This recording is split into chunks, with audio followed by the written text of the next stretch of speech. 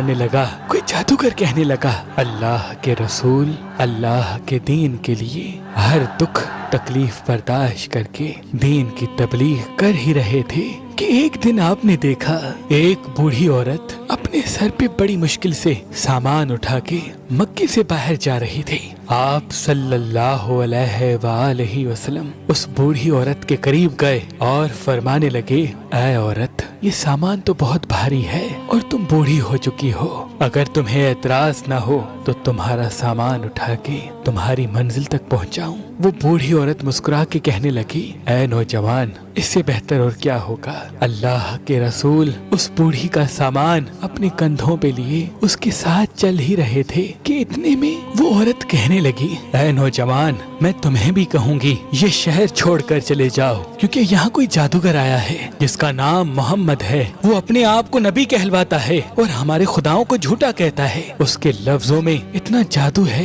جو اس کی بات سنتا ہے وہ اس پہ ایمان لے آتا ہے۔ اے شخص، میں نے پوری زندگی اپنے بتوں کی عبادت کی ہے، میں نہیں چاہتی کہ اس زندگی کے آخری وقت میں اپنے خداؤں سے غافل ہو کر اس جادوگر کی باتوں میں آ جاؤں۔ پورا رستہ وہ عورت اللہ کے رسول کی توہین کرتی رہی اور اللہ کے رسول حضرت محمد مصطفیٰ صلی اللہ علیہ وآلہ وسلم اس بوڑھی کا سامان اپنے کندھوں پہ لیے خاموشی سے سنتے رہے۔ جب اس بوڑھی کی منزل آ پہنچی، اللہ کے رسول نے اس کا سامان اس کے حوالے کیا اور جانے لگے۔ وہ عورت پوچھنے لگی، اے نوجوان، کون ہو تم نے اپنا نام تو بتایا ہی نہیں۔ اللہ کے رسول نے فرمایا، پورا رستہ جس محمد کی تم توہین کر رہی تھی وہ محمد رسول اللہ میں ہوں۔ اس بوڑھی نے جیسے ہی آپ کے چہرے کا نور اور اخلاق کو دیکھا، وہ قدموں پہ گر گئی اور رو کے کہنے لگی، میں نے اپنی پوری زندگی میں آپ جیسا شریف اور نیک انسان نہیں دیکھا۔